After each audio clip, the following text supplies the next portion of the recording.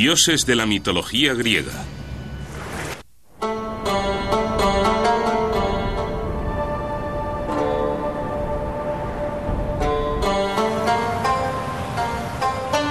Las historias de los dioses y diosas de la antigua Grecia son eternas. Aún inciden en nosotros.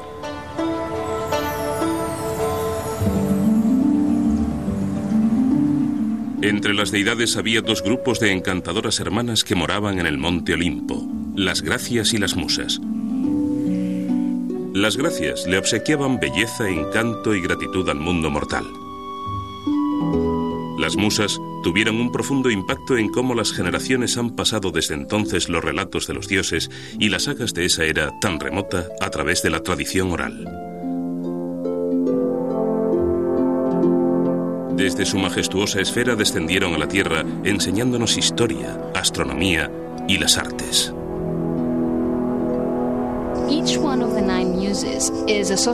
Cada una de las 9 musas está vinculada a un tema concreto, normalmente relacionado con las artes y las ciencias. Por ejemplo, Clio, la proclamadora, es la que está vinculada a la poesía épica y es la musa de la historia. Ahora las musas son muy conocidas porque tenemos palabras como museo, naciente de las musas, que se encuentran en los idiomas contemporáneos y, por supuesto, en el griego. Las historias griegas tratan de aquellas cosas que la gente considera importantes. No habrían persistido de no ser así. Si las historias van a perdurar y ser vueltas a contar durante varios miles de años, tiene que haber algo en ellas que tenga sentido para las personas que las escuchan durante generaciones.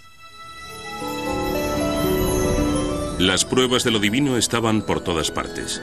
Para los griegos, los dioses eran tan reales como los campos que labraban y las familias que criaban. El número de pequeñas ermitas que estaban alrededor de la ciudad, el número de sitios dedicados a los dioses y los grandes santuarios, hablan de unas creencias bastante fuertes. La vida era considerada algo bastante precario y era preciso hacer todo lo posible para que aquellos poderes que regían el mundo estuvieran de tu lado para estar a salvo.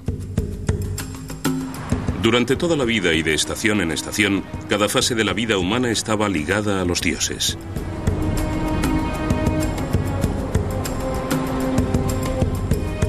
Por presentes que estuvieran para los antiguos griegos, los mismos dioses no siempre eran adorados en todo el país.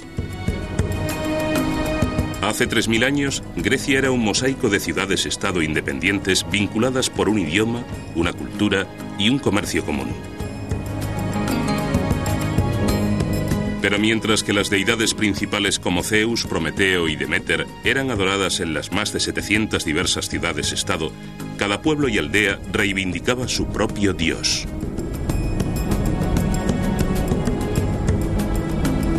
El paisaje de Grecia está repleto de dioses. Dioses de los que tal vez ni se ha oído hablar en la aldea de al lado. Cada arroyo, cada manantial de agua dulce, algo que es de agradecer en el seco clima griego, tiene su propia divinidad. Las colinas separaban unas aldeas de otras y a unos grupos de otros. Así que eso fomentó que cada aldea tuviera su dios favorito y sus propios héroes predilectos. Y creo que el trazado natural del país fue muy importante para la formación de sus mitos y su religión. Los dioses eran muchos, así como sus funciones. Hermes era el protector de los rebaños y manadas de animales domesticados. Era la diosa del matrimonio, así como de la maternidad. Eros imperaba sobre los asuntos del amor. Hefesto era el dios del fuego y los volcanes.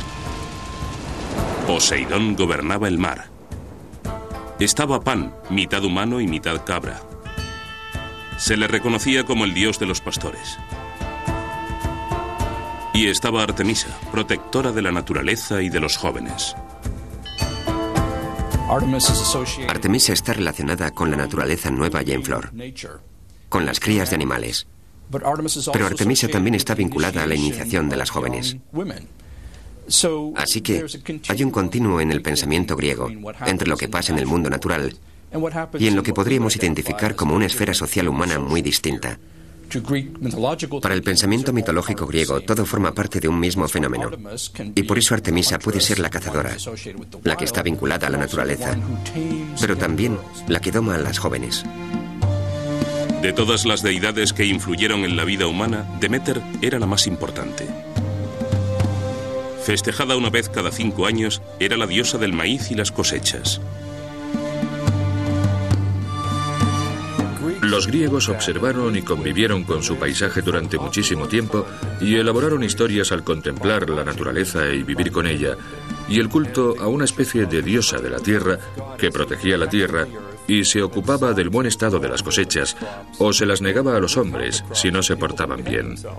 Todo eso formaba parte de la visión de los griegos del ciclo de la naturaleza. La relación entre el hombre y lo divino no era sencilla. Sin embargo, era una alianza precaria. Aunque los dioses eran poderosos e inmortales, no estaban por encima del cuestionamiento de los humanos. Los antiguos griegos criticaban a menudo el comportamiento inmoral de los dioses.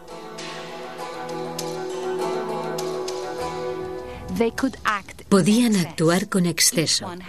Cada uno tenía sus pasiones. Cometían errores, pero los mortales tenían que respetar sus propios límites. Esta es la diferencia principal entre dioses y mortales. Los dioses podían hacer lo que quisieran, actuar a su antojo. Los mortales tenían que abstenerse de los excesos. Los dioses y diosas griegos son vertientes de lo que sobrevendría con una pasión mortal. ¿De qué podría pasarle a los mortales si rebasaban los límites? Podríamos pensar en la crítica a los dioses como una especie de blasfemia, pero en realidad lo que hace es reforzar la idea de que los dioses sí existen. Y yo creo que lo que en realidad se criticaba era la actitud de otros griegos hacia los dioses. Algo que nos resulta muy difícil de comprender es que los griegos jugaban con sus conceptos de los dioses. Superiores a los humanos sobre los que ejercían su dominio, los dioses, no obstante, estaban sometidos a las mismas pasiones, fallos y debilidades que los mortales. Conocían el amor, la desesperación y la tragedia. Adoptaban figuras humanas y eran vulnerables a las heridas y a las enfermedades. Pero a diferencia de las personas, sanaban rápidamente. Por supuesto que no eran meros humanos. Eran distintos a los humanos en muchos sentidos. En primer lugar, ellos obviamente nunca morían. En segundo lugar, poseían poderes increíbles, fuerza y conocimientos. Pero el motivo por el que adoptan forma humana es que los griegos estaban sumamente orgullosos de esa forma. Los griegos valoraban tanto la perfección de la inteligencia y el físico humano que no podían imaginar una forma más perfecta que atribuirle a sus dioses. Esta idea de que los dioses son humanos y algo más parece haber respondido a una profunda necesidad de los griegos. Es una especie de fantasía, la de superar todas las flaquezas que nos hacen ser lo que somos. Los dioses también estaban sometidos a las mismas leyes que regulaban a la humanidad. Hermes era el guardián de los viajeros. Cuando despejó un sendero matando a un monstruo de 100 ojos llamado Argos, fue sometido a juicio por su hazaña. Bueno, él mató. Es un dios, pero está corrupto, de modo que tiene que someterse a juicio.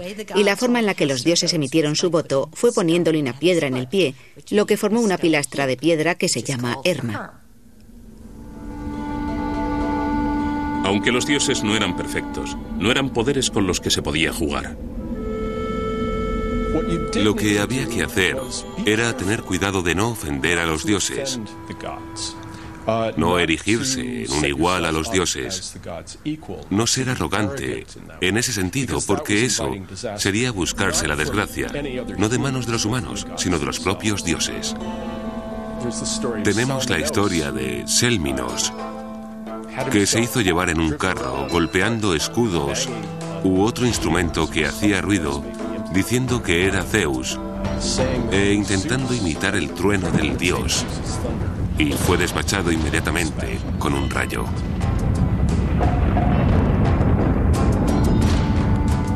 Pienso que todos creían que algo realmente poderoso tenía que ser responsable de los rayos, y el candidato más obvio era Zeus. Zeus era ante todo un dios del tiempo. De hecho, cuando llovía decías, Zeus está lloviendo, no está lloviendo. De modo que el rayo, esa cosa tan potente y rara que podía matarte, lógicamente tenía que estar bajo el control de alguien como Zeus. En Atenas, la gente también adoraba a un dios sin nombre, uno al que se hacía referencia como el dios desconocido.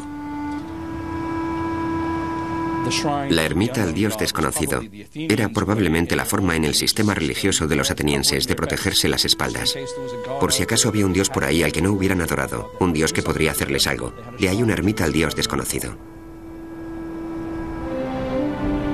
Los griegos racionalizaron el mundo a su alrededor. La filosofía y el pensamiento intelectual florecieron sobre todo en Atenas. Fue aquí donde Atenea presidió a los hombres con majestuoso esplendor. Diosa de la guerra y patrona de las artes, fue venerada en la forma de una estatua de oro, ébano y marfil en el Partenón. Se creía que su presencia simbólica haría a la ciudad invencible a los ataques.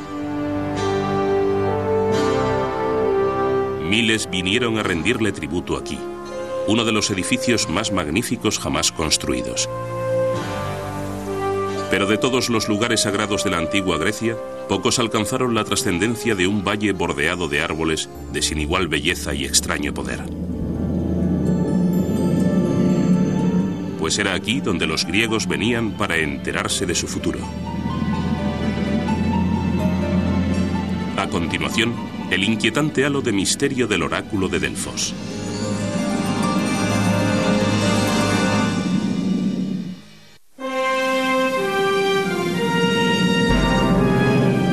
Esto es Olimpia. Hace 2500 años, una estatua de 12 metros de altura se alzó aquí. Estaba hecha de oro y marfil y fue considerada una de las 7 maravillas del mundo antiguo. Dedicada a Zeus en celebración de su omnipotencia, esta maravilla de la antigüedad presidía el acontecimiento deportivo organizado más antiguo del que se tiene noticia en el mundo, los Juegos Olímpicos. Cada 4 años, los griegos de todas partes del mundo helénico, las islas e Italia, venían a Olimpia para celebrar este festival. Restringido solo a los varones, incluyendo los espectadores, atletas desnudos competían por una corona y la gloria bajo el ardiente sol en 5 pruebas. Salto de longitud, lanzamiento del disco, lanzamiento de jabalina, lucha y los 182 metros planos. Aunque el fin de los juegos era ganar, el propósito era rendir culto. Según un estudioso, David Sensom, la competición deportiva era una dedicación de energía ritual a los dioses. Y de hecho, una forma de demostrar esto es que lo que hacían los atletas era sudar. Sudaban, se cubrían de suciedad y se untaban de aceite de oliva. Una vez terminaban de competir, se limpiaban la suciedad de la piel usando un estrijil. Recogían la suciedad de los atletas, que se creía que tenía propiedades mágicas. En cierto modo, estaban cosechando los productos de la energía humana y conservándolos como una poción mágica que los dioses agradecerían. Esto entonces era Olimpia. Y hasta el día de hoy, en todo el mundo, ganar una prueba olímpica sigue siendo un logro incomparable.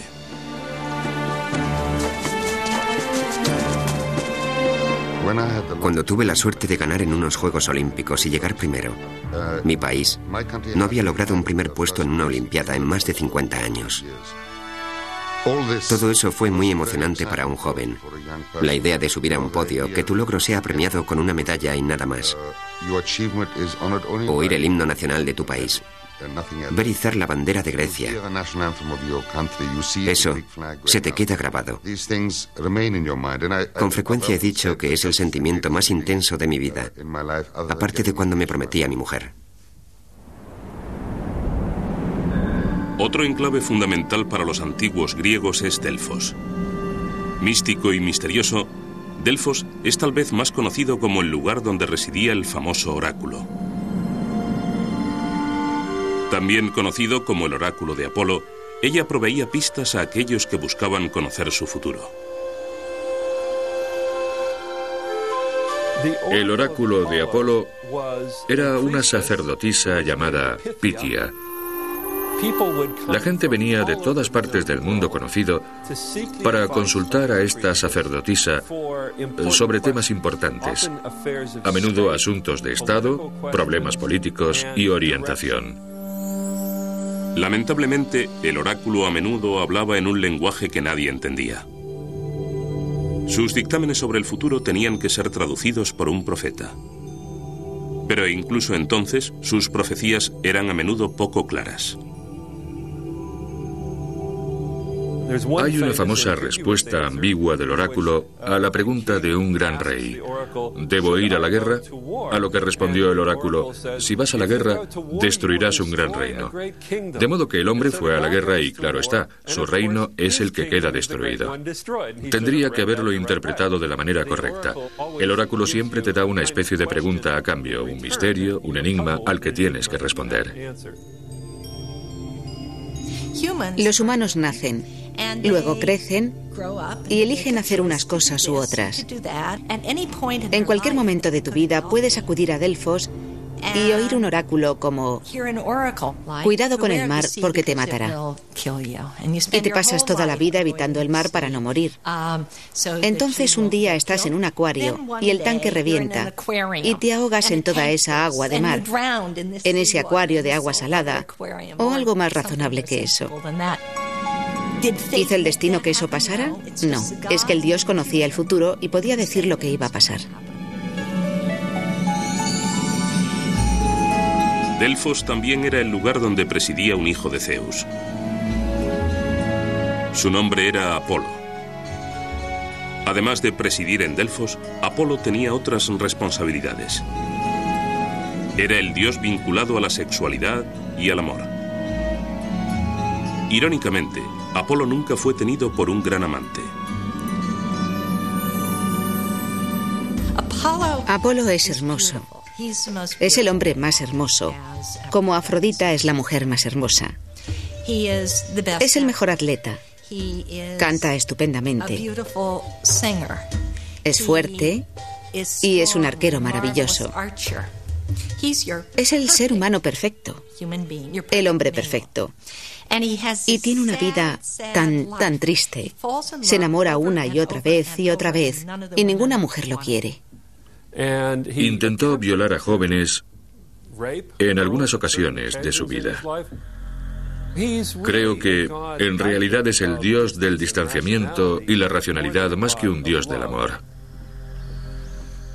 Tal vez la más trágica de las aventuras románticas de Apolo fuera su amor por Casandra, la hija del rey de Troya. Como lo establece la mitología griega, la trágica relación de Apolo y Casandra tendría un impacto directo en el curso de la historia.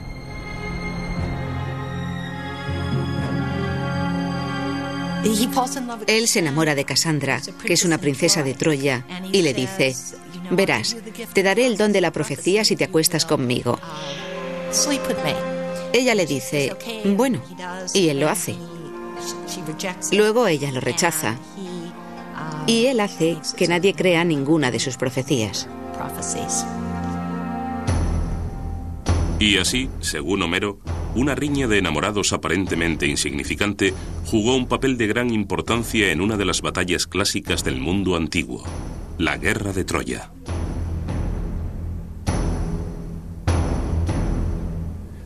Las historias griegas de Homero hablan de un día glorioso en el que todos los griegos hicieron algo juntos: salir de expedición y luchar contra los troyanos.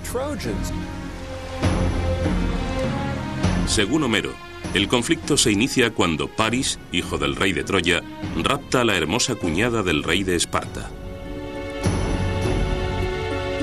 Furiosos por el rapto, el rey y su hermana reúnen a todos los líderes del mundo griego para que se unan en un ataque sobre Troya. Durante 10 largos años mantienen sitiada la ciudad, pero es en vano.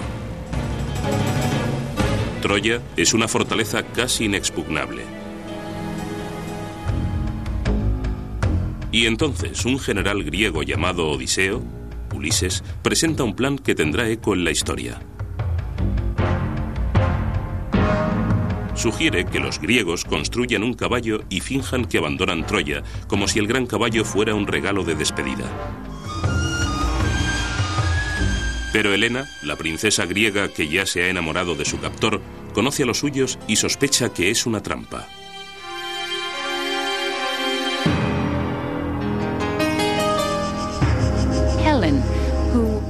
Helena se acercó e imitó las voces de muchas de las mujeres de los compañeros de los griegos y anduvo en torno al caballo con la esperanza de que alguno de ellos oyera la voz de su esposa y gritara. Odiseo fue quien contuvo a sus compañeros de ponerse al descubierto. Y así, la tragedia aguarda a los confiados troyanos. El caballo es llevado dentro de la ciudad amurallada. Pero aún tienen otra oportunidad cuando Casandra, la mujer troyana que rechazó los avances del dios Apolo, también intenta advertir a sus conciudadanos.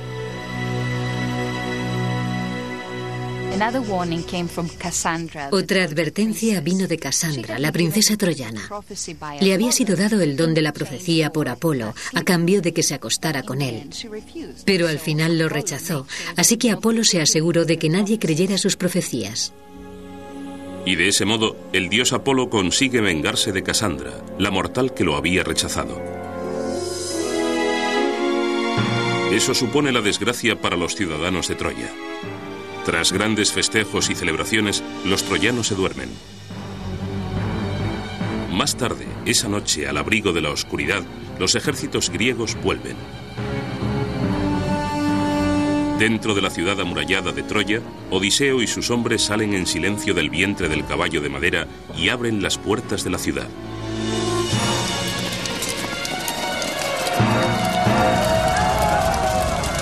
Los griegos se precipitan por las puertas abiertas y arrasan la ciudad.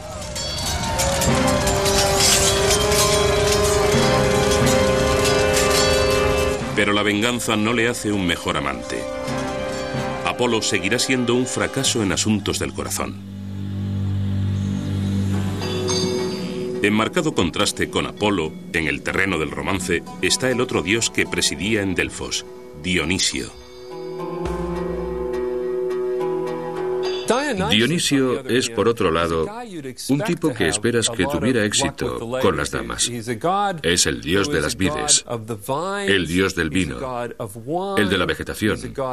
Es un dios del mar. Así que ha sido descrito como un dios del elemento líquido, un dios de la fluidez. Y esa me parece una excelente descripción, porque es un dios que puede provocar la locura en los individuos. Tu mente puede convertirse en una pasta líquida si estás bajo la influencia de Dionisio, ya sea a través de la bebida o de algún éxtasis religioso. Dionisio es la emoción fuerte. Apolo es la expresión formal. Claro que esa idea, que es tan conocida como la de la división entre lo clásico y lo romántico, ya no es válida. Sin embargo, la idea de vincular a Apolo y a Dionisio fue muy oportuna en la antigüedad. Durante los 3 meses de invierno, en los que Apolo se ausentaba de Delfos, Dionisio lo sustituía.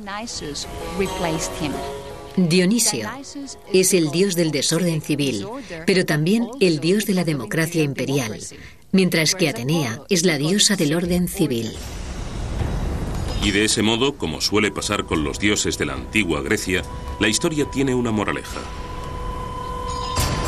En este caso, la lección reside justo en el contraste entre Apolo y Dionisio.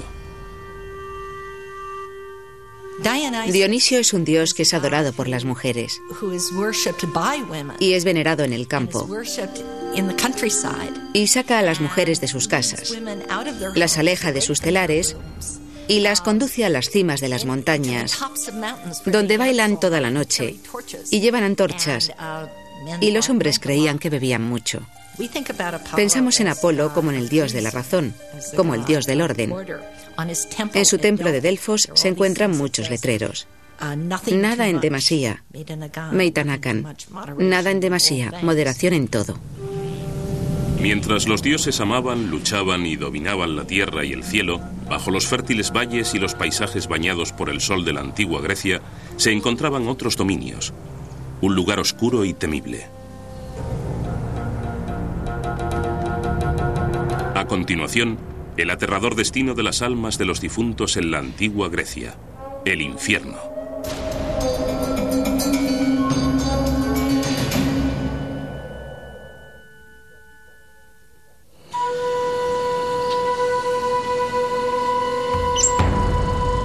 Cuando los griegos de la antigüedad morían, o bien eran enterrados o incinerados.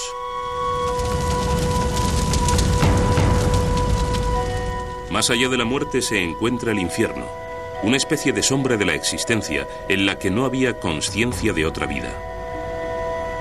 Nadie iba al cielo. Ese era el dominio exclusivo de los dioses. Tras la muerte tenemos un alma, según los griegos, llamada psique, que se marcha revoloteando como una sombra de humo al infierno. Cuando llegas al infierno, ese lugar recibe el nombre de Hades, y a veces se le llama la casa de Hades, porque Hades es el dios del infierno. Y desde allí, el alma tiene que hacer un viaje.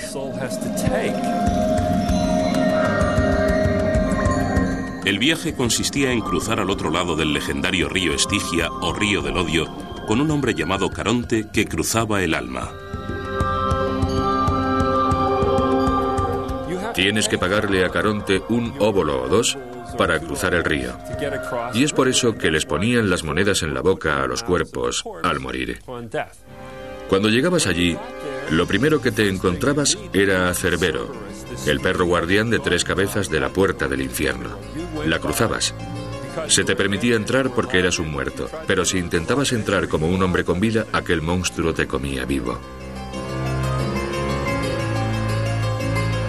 En el relato de Homero, el Hades es un lugar sombrío y aterrador. Es tan lóbrego que no hay un templo para Hades en ningún sitio. El infierno se describe como un lugar donde los espíritus humanos sufren una eternidad de sueños vacíos.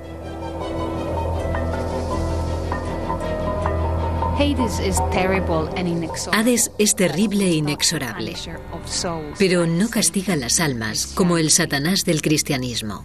Psyche en griego significa aliento y viene del verbo psychen, que significa respirar. Ahora, cuando alguien muere, ya no respira. Psique ha sido traducido por alma. Las psiques no tienen consciencia en el infierno. Hay 2 niveles en el infierno. El primero, llamado Erebo, es al que las almas humanas pasan inmediatamente después de la muerte. El segundo es un lugar más profundo y terrible llamado Tártaro. Aquellas almas impenitentes y violentas que han ofendido a los dioses son desterradas al temido Tártaro.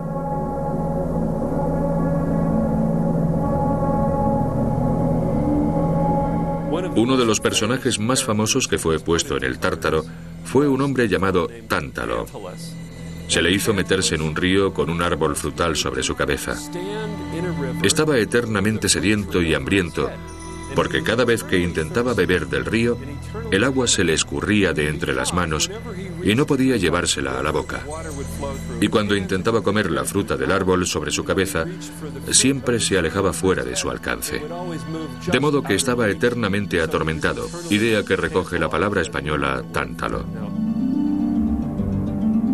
Así, los dioses y sus historias le daban sentido a los distintos ciclos de la vida e incluso a la posibilidad de otra vida. También ayudaron a los griegos a establecer una moralidad y un cuerpo de ética.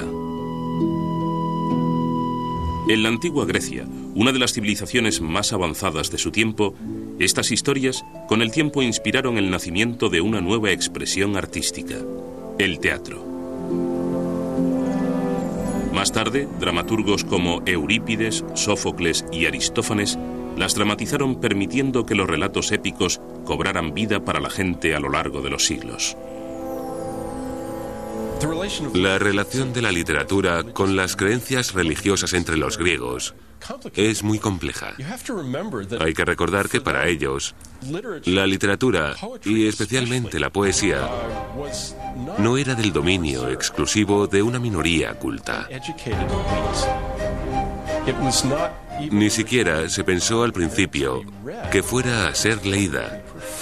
Era accesible a todo el mundo.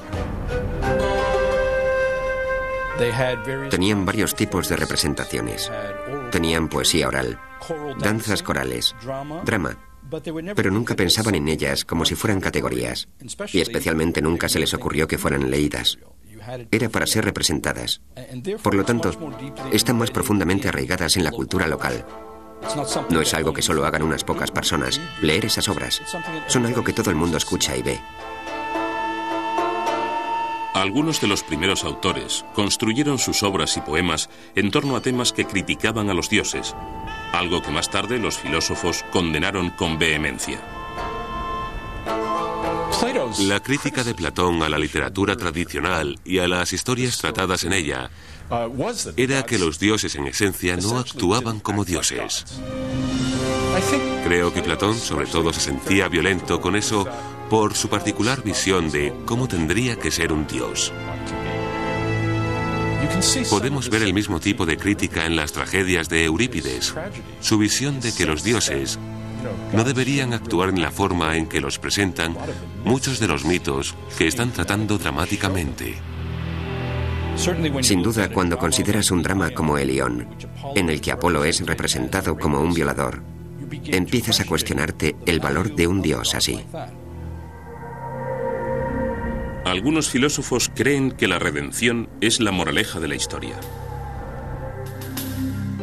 Al final de la obra, la mujer que es violada se convierte en la madre del dios Apolo, Ión, que llega a convertirse en el líder de la ciudad-estado de Atenas. Muchas de las obras reflejaban el aspecto más apasionado de la naturaleza humana en la conducta de los dioses. La sexualidad y los asuntos del corazón eran controlados por Afrodita, la diosa de la belleza, el amor y la fertilidad. Igual que Apolo, Afrodita tuvo una vida turbulenta. Afrodita estuvo vinculada a la guerra por su unión, su aventura con Ares, el dios de la guerra. Ambos fueron dos famosos amantes. Afrodita no estaba casada con Ares, sino con Hefesto o Vulcano, el dios de la forja. Pero tuvo una apasionada aventura con Ares, el dios de la guerra. Y la pregunta es, ¿por qué siempre se unen ambas cosas? Es la furia de su pasión recíproca la que los convirtió en dos dioses que estaban fuera del control de los otros dioses. Y como dice el dicho, el amor es un campo de batalla. De este modo, los primeros escritos griegos expresaban lecciones de la vida cotidiana. Y sin embargo, algunas de las obras reflejaban una actitud abiertamente sexista hacia las mujeres. Un ejemplo de ello es la historia de Hipólito. Él despreciaba a las mujeres, despreciaba la sexualidad femenina. Era casto y puro. Ahora lo mandaríamos a un psiquiatra porque era puro y virginal. La criada de su madrastra, su sierva, fue ante Hipólito y le dijo que su madrastra estaba enamorada de él. Hipólito estaba consternado. Estaba horrorizado. Cuando los hombres griegos se reunían en las fiestas y bebían en los simposios, sabemos que contaban historias, que escribían poemas que hacían mofa de las mujeres. En la primera cultura griega, las mujeres eran vistas como consumidoras del esfuerzo del hombre. El hombre tenía que arar. La mujer simplemente consumía sus esfuerzos. Se quedaba en casa, cocinaba y le estaba constantemente encima. Hubo una fuerte beta misógina en la literatura griega a lo largo del siglo IV y el siglo V. Así, Los grandes dramas y comedias se representaban en anfiteatros por todo el país, con repartos íntegramente masculinos, interpretando tanto los papeles de dioses como de diosas.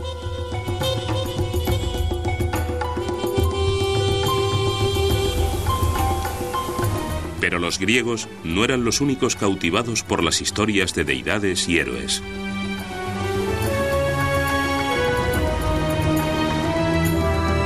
Otros también observaban. Lejos, hacia el oeste, al otro lado del Mediterráneo, un nuevo y gran imperio estaba surgiendo. A continuación, la sombra de la poderosa Roma cae sobre la antigua Grecia.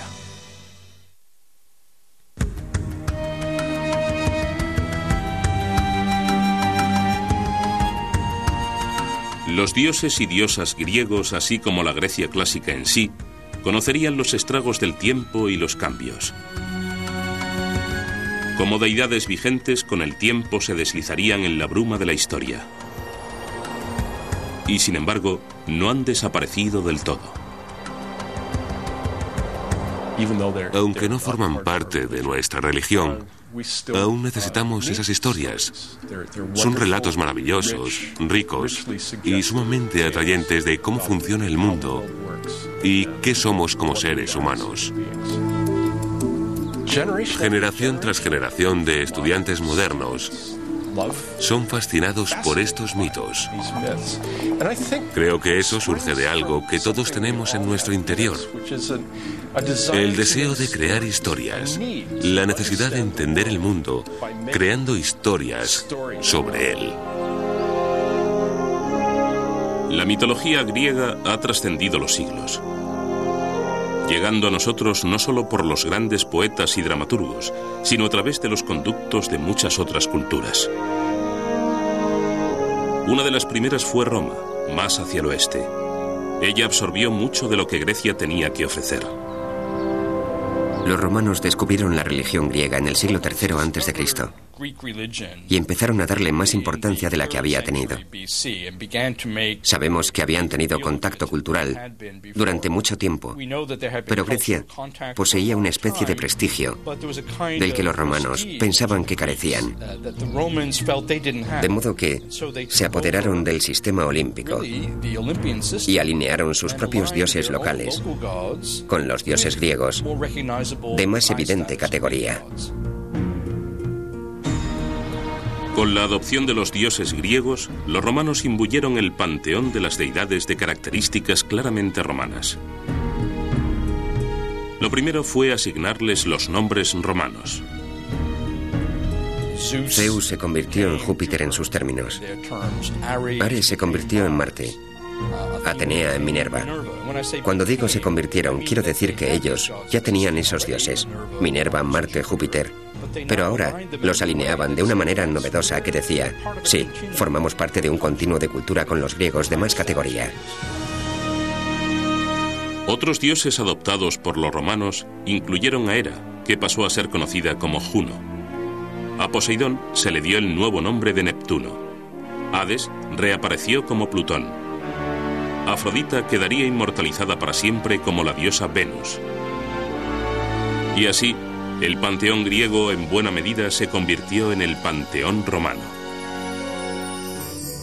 Conforme la poderosa Roma se transforma en un imperio, termina ocupando un polvoriento y poco conocido rincón de Oriente Medio llamado Judea. Aquí los hebreos se agrupaban en torno a su ciudad capital, Jerusalén, donde una nueva religión estaba surgiendo. Tras la crucifixión de Cristo, las noticias de sus enseñanzas se extendieron rápidamente. Incluso el cristianismo encontró lazos con los filósofos griegos y romanos, especialmente a través del apóstol Pablo. Sabemos que Pablo fue educado en términos greco-romanos. Cita a Eurípides en varias ocasiones en sus epístolas. Más tarde, las ideas que se habían desarrollado, especialmente en el platonismo, fueron decisivas para los primeros cristianos a la hora de intentar hacer su religión más comprensible a las clases más cultas del mundo greco-romano. Incluso hoy en la Iglesia Ortodoxa aún se observa parte del misticismo que podemos observar en los trabajos de Platón del siglo IV a.C. La creencia cristiana de que Cristo era el Hijo de Dios, aunque nacido de una madre mortal, también hacía eco de los antiguos griegos. Dado que la religión griega se sentía totalmente cómoda con la idea de que los dioses se relacionaran con las mujeres humanas, creo que eso contribuyó a la difusión del cristianismo, en un periodo temprano, cuando ese tipo de narrativa estaba en su núcleo. De manera que nunca sabremos la relación de causa-efecto. Y por supuesto no quiero atribuir el primer cristianismo totalmente a los griegos, pero sí que ayudó que el trabajo de base estuviera hecho. Pese a la cantidad enorme de divinidades que gobernaban a los griegos, apenas unos siglos antes del nacimiento de Cristo, una nueva idea surgió en la gente: la idea de la existencia de un único Dios verdadero.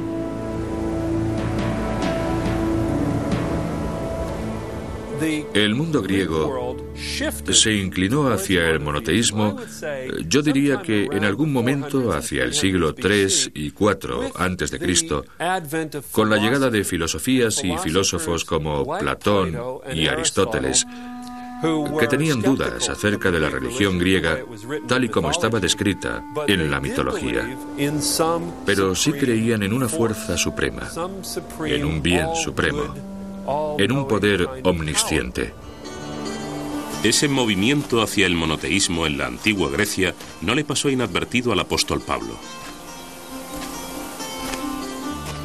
Un día en Atenas, Pablo se encontró dirigiéndose a los ciudadanos griegos en la cima del Areópago, una colina que era el lugar de reunión de un consejo de nobles.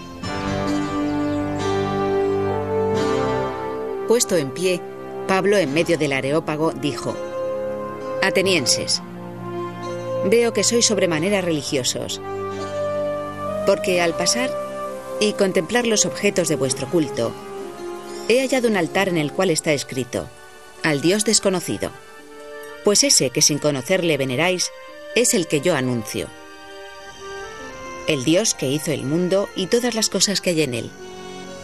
El mismo quien da a todos la vida, el aliento y todas las cosas.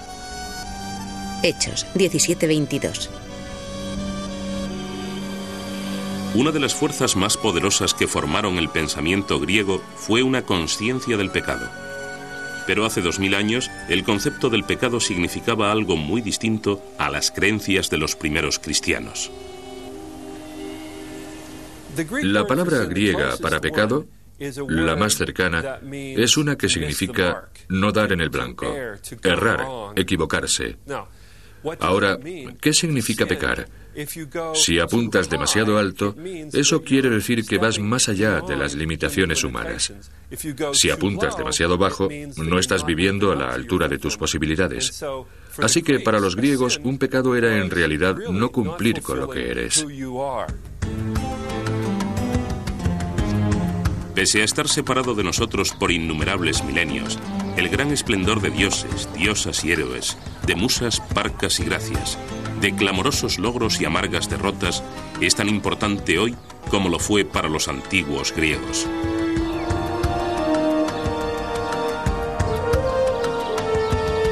Lo interesante de los griegos en ese periodo es que veneraban a los dioses, pero también le conferían a esos dioses las actitudes de los seres humanos. Estaba la lucha, estaban los celos, estaba el adulterio, estaba la felicidad, la verdad, estaba la paz. Estaban todas las cosas que pasaban en la vida cotidiana de los seres humanos que también estaban vinculadas a los dioses. Creo que esa es en parte la razón por la que ciertas cosas han perdurado todos estos siglos en la mente de la gente. Y se pueden observar en la forma en que los griegos piensan incluso hoy en día. Los mitos griegos, como una colección de relatos, dicen algo muy complejo acerca del mundo. Apelan a una especie de optimismo y a la vez a una especie de pesimismo. Los mitos griegos en conjunto nos hablan a través de muchas historias ejemplares de gran cantidad de cosas, la naturaleza de la realidad y la naturaleza de la vida, de lo que es importante, de por lo que tenemos que preocuparnos. Una de las lecciones más importantes es que leer cualquiera de esas historias, que son tratamientos eternos de las grandes preguntas, como la de la moralidad individual contra la moralidad del Estado y las leyes que nos son impuestas, es cómo se lidia con esas cuestiones tan difíciles, la de cómo tener el mejor comportamiento como ciudadano en el Estado. Sobre eso tratan los mitos y leyendas griegas. Y te quedas con la sensación de que, en realidad, ignoramos qué son o quiénes son esos dioses. Pero sabemos que existe una fuerza ahí fuera. Hay una enorme fuerza que controla nuestras vidas y que tenemos que mantener una mentalidad abierta frente a lo que esa fuerza está haciendo. Por eso, los griegos pueden hablarnos a través de 3000 años de historia y darnos algunas preguntas, si bien no respuestas, a algunas de las cuestiones eternas más perturbadoras en el mundo. Una vez aquí hubo otro mundo. Y los dioses, las diosas y las gentes que vivieron aquí aún rondan el paisaje. Sus historias aún viajan a través del tiempo. Mientras las personas busquen una comprensión más profunda de sí mismos y su mundo, la antigua Grecia seguirá existiendo. Todos los otros dioses de este gran lugar me concedieron que mi alma interior fuera hermosa y que todas mis posesiones externas estuvieran en armonía con mi hombre interior, con mi ser. Platón.